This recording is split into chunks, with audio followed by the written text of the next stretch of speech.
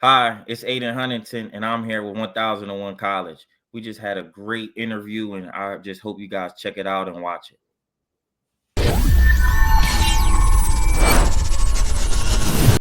¿Qué tal? ¿Cómo estáis? Bienvenidos a las 1001 College.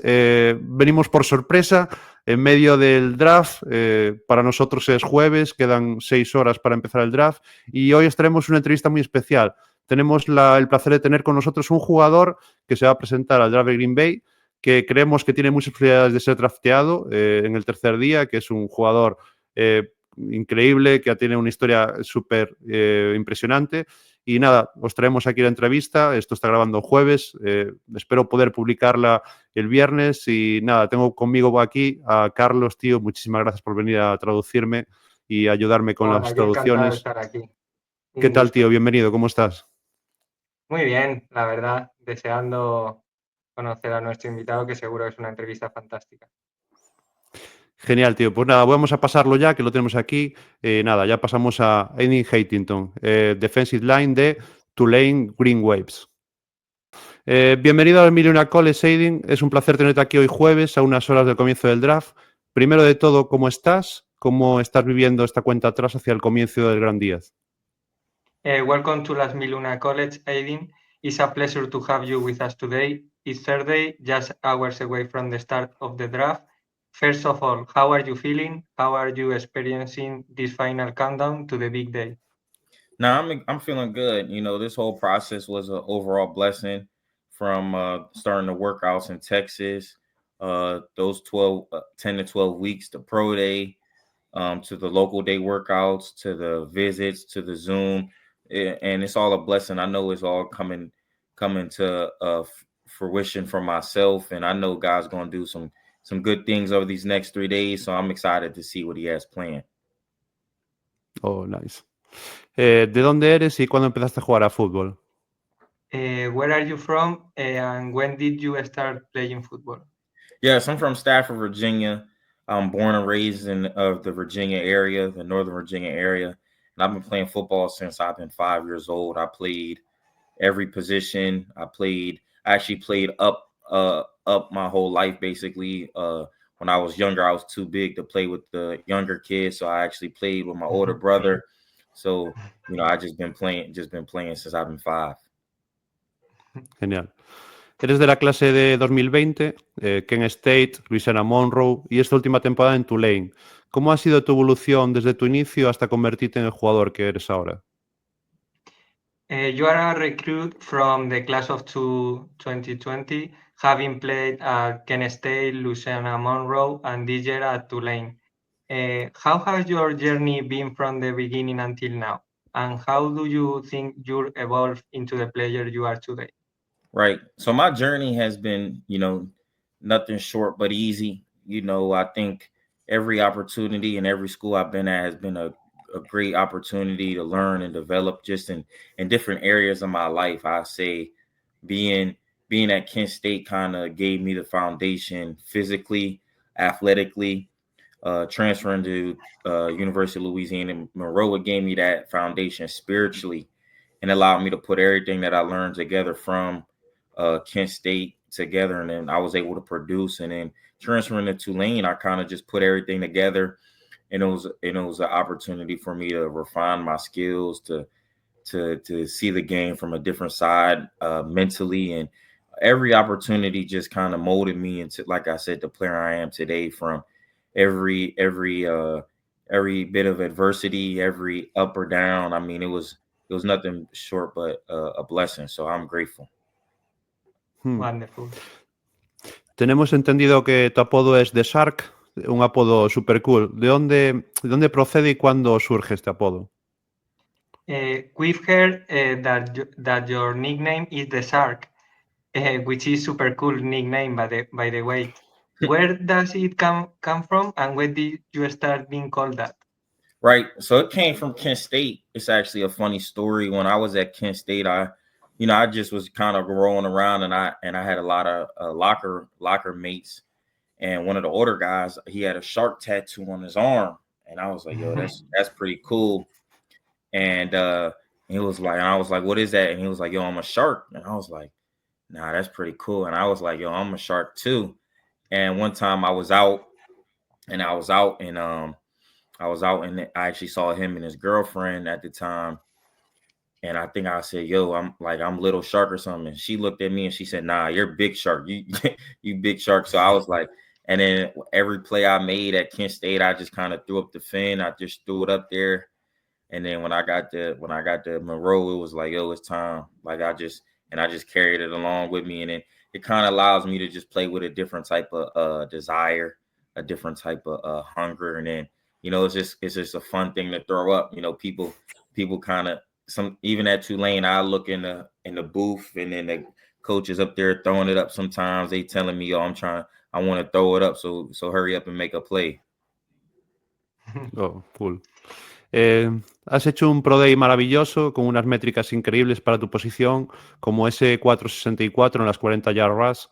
¿Cómo ha sido la preparación para este gran evento y cómo ha sido importante para ti en cuanto al feedback de los equipos, reuniones y demás después de él? You had an outstanding Pro Day with some incredible numbers for your position, like 4.64 in the 40-yard dash. How was the preparation leading up to such a big event? Now the preparation for me is funny. It started even from high school. I ran track in high school. I ran the 100, the 200, the 4x1, and I also ran a 60 meter in indoor. But the preparation, is as a D lineman, the get off is everything. So when I started running track, that was my emphasis, work on my get off. So when I got to training, it was okay. I already had a great get off, but how can it be better? How could it be even better? With me making sure my foot doesn't come over my ankle. I'm making sure that I'm being powerful. I'm exploding through my hips. So really, just the preparation was seamless, but it was fun to learn how to manipulate your body, manipulate your angles, knowing if I lean a little bit too much, I may actually pop up. If I get this right lean and I'm comfortable, but I feel like I'm gonna fall, it's gonna be great. So and so throughout the whole process, I was hitting personal records, I was PRing, and I just thank God that it all came together on one day, one opportunity to show that.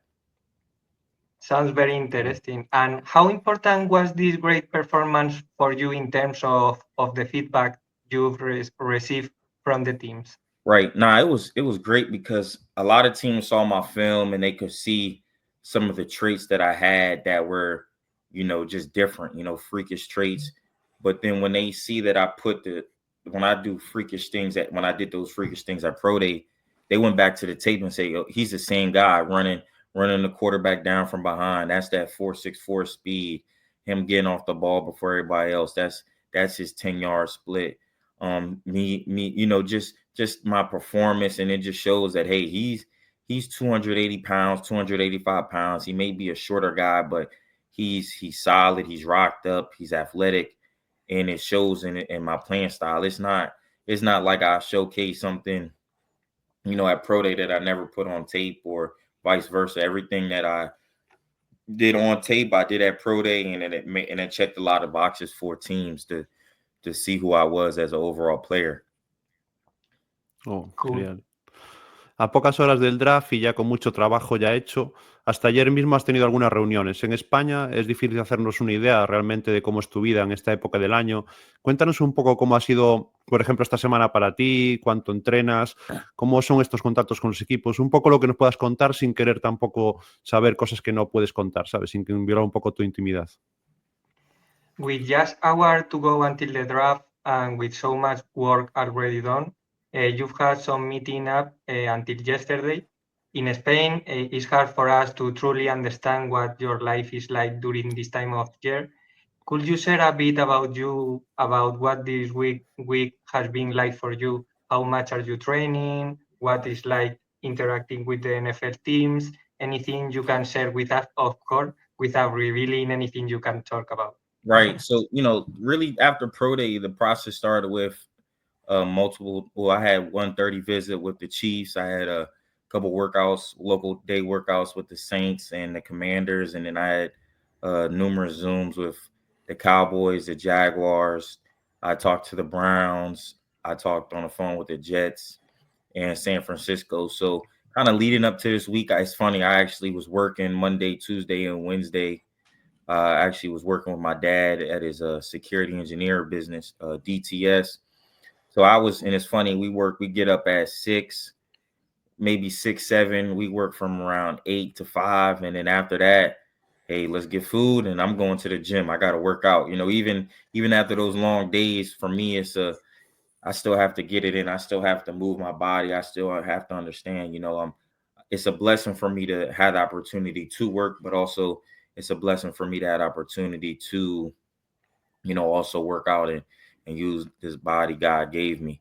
Leading up to the draft, it starts today and goes through Saturday. I have no feelings of anxiety. I just feel peace. I understand that, hey, I put my best foot forward throughout this whole process. I put the tape out there. The tape speaks for itself. My pro day performance, the interview process, and I just know that wherever team picks me, I know that's where God wants me. I know wherever round, whatever situation, that's going to be the best situation for me. It may not be easy, but it's going to be worth it. So I understand that each step along the way is going to be great. So I just feel a overwhelming sense of peace and that I could just go just when it's time, it's time. Wow, Cool, really impresionante. cool. Qué respuesta, increíble. Hoy, en pocos minutos, en unas 6 o 7 horas, va a sonar la música y con el primer abucheo a Roger Godel iniciará el draft. ¿Te has imaginado en tu cabeza los días que vienen? ¿Se van notando los nervios? ¿Dónde y con quién compartirás estos momentos del draft? Today the music will start, and with the first boost for Roger Godel, the draft will officially begin. Have you pictured in your mind what these next few days will be like, and where or with whom will you be sharing these special moments? I mean, it's hard to kind of sit there and think like, man, for years, this is what this moments came down to. Going to college, like, hey, I'm going to play in NFL.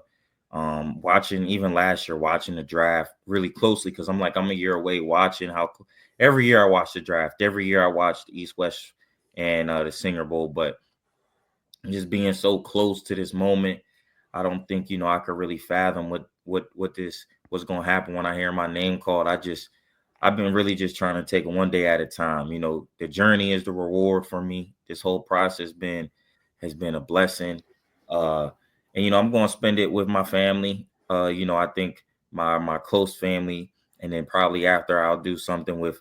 I have a semi-large family, and they all are scattered throughout, from Pittsburgh to Georgia to Texas and Maryland. So probably just my close family, just anticipating my name will be called. And then, the celebration just, once I hear my name called, I gotta get on my knees and just thank God. I just gotta just thank him because, like I said, it wasn't easy, but it was worth it. And then I know each step of the way that he calculated my steps just at the right time, at the right second for the right alignment.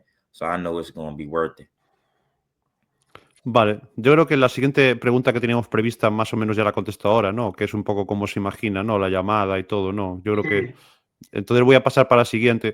Para nosotros eres un jugador con un potencial enorme y una gran versatilidad. ¿Cómo te definirías como jugador? ¿Qué es lo que más te gusta hacer en el campo? ¿Y cómo valoras tus opciones para la cita que empieza hoy? Tell us, you are a player with huge potential and great versatility. How would you describe yourself as a player? What do you enjoy the most when you are on the field? And how do you feel about your chances going into the big event that kicks off today? Right. I think, just my playing style, I'm relentless. I just say my playing style is unwavering, because you may not find success early, you may not find it late, but I just keep playing. Just I know something's gonna happen, and I'm ready. That moment that you jog to the ball could be when they score. So I run every play, I'm trying to get to the quarterback. That's that shark. The sharks don't stop. I gotta keep going. I have to do what I can, and even some way I'll make a way. And What was your other question again? I forgot the other question. The last question. ¿Cómo valoras las opciones dentro de...? Sí, ¿qué es lo que más te gusta hacer? Y bueno, eso ya lo dijo. ¿Cómo valoras un poco tus opciones how do dentro you del feel draft? about your chances going into the big event that kickoffs today? Right now, I think my chances are great, you know, because I had a Lord on my side. You know, he's going to open doors, he's going to close doors, and I only need one team. And I think one thing about this process, even from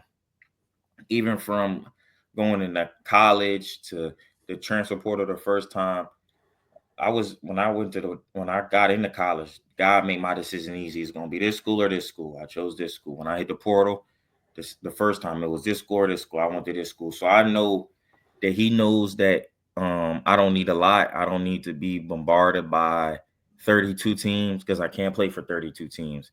He just needs me to be ready to play for one team, have a relationship with those coaches on that team, and making sure I cultivate every opportunity that I have to be great. Wow, cool. Nada, nos gustaría también, bueno, no, ¿cuáles son, si hablamos del draft globalmente, imagino que tendrás algunos compañeros, amigos dentro de que también se presentan. ¿Cuáles son tus jugadores favoritos? ¿Sea un jugador o jugadores que te hayan impactado especialmente, sea por jugar contra ellos, por conocerlos entrenando, porque los veas algo especial en ellos? Speaking about the draft more broadly, I imagine you have some teammates and friends going through this process as well. Who are some of your favorite players? Are there any players who have really stood out to you, whether from playing with or against them, training alongside them, or just Right. because you see something special in the way they play? Right. I'll say I play with a lot of great guys, but you know, one thing that sticks out to me the most is guys that had the same desire and that same drive. I think really, you know, every guy that I signed with from my agency, from Carlin Vigors, Elijah Badger, Cam Campbell, those guys that the road wasn't easy as well, but we know that, you know, we just didn't quit. You know, we continued to persevere, and then we put everything on tape we needed to. I played with Marquez Cooper. He ran for 5,000 yards in college. I mean, that's absurd on its own. And even though he's 5'6", 5'7", he didn't quit as well. I played with Pat Jenkins. I played with a lot of guys: Caleb Ransaw, Michael Robinson, Jonathan Edwards. I played with a bunch of guys that just have a unwavering desire regardless of their circumstances, and that's what sticks out to me, to where I can relate with you. I know that we can, you know, when times may be tough for you, I'm there for you. When times may be tough for me, I'm there for them. So those are guys that stick out to me, and for sure a lot of guys that I train with as well, from Andrew Henry. His journey wasn't easy. Man, I just trained with a lot of great guys that's been a blessing, just been an overall blessing to you know to touch my life and to touch theirs, to where, you know, you have lifelong relationships with guys now that you played 6 months with, that you trained for 2 months with. So that's the blessing of football. Oh, genial. Nos gustaría también conocerte un poquito más fuera del campo. ¿Qué te gusta hacer cuando no estás entrenando? ¿Cuáles son tus principales aficiones? ¿Cómo sería un plan divertido para ti? We'd also love to get to know you a bit more of the field. What do you enjoy doing when you are not training? What are some of your main hobbies, and what would a fun day look like for you? Right, a fun day for me is just relaxing. You know, any opportunity that I could have to relax, sit back and chill, and kind of just enjoy the solitude of life and the slowness of it all. I love watching crime shows. I watch Chicago PD, Law and Order SVU, Criminal Minds, The Rookie. I watched everything from Hawaii Five-O, Bones, Castle. I watch it all. And then I also like to read. You know, I read time to time. You know, it was difficult with school, trying to read while I'm in school. But now, since I'm finishing up my master's in August, I'll definitely, my goal would be then to try to read one book every month at least, and try to grow from there. Wow. Qué buena Really respuesta. interesting. Sí. ¿Sigues la NFL habitualmente o otros deportes? Y quizás tienes algún jugador o jugadores favoritos, algunos en que te fijes un poco más. Do you follow the NFL regularly or any other sport? Do you have any favorite player?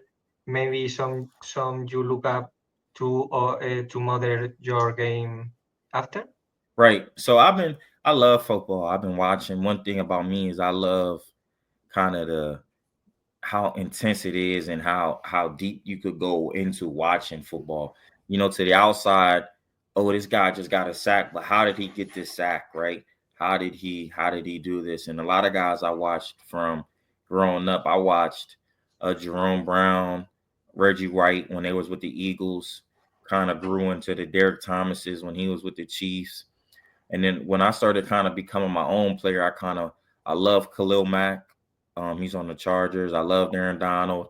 And then kind of recently kind of grew into the Geno Atkins, the Grady Jarrett's, the Jarrell Casey's, the Micah Parsons, the Max Crosby. So I just love just watching, football because, the human body is different for everybody. And to see how some people can manipulate their body, and then one person, it may look like the same move, but it's different how he may plant his feet, how he may move his body.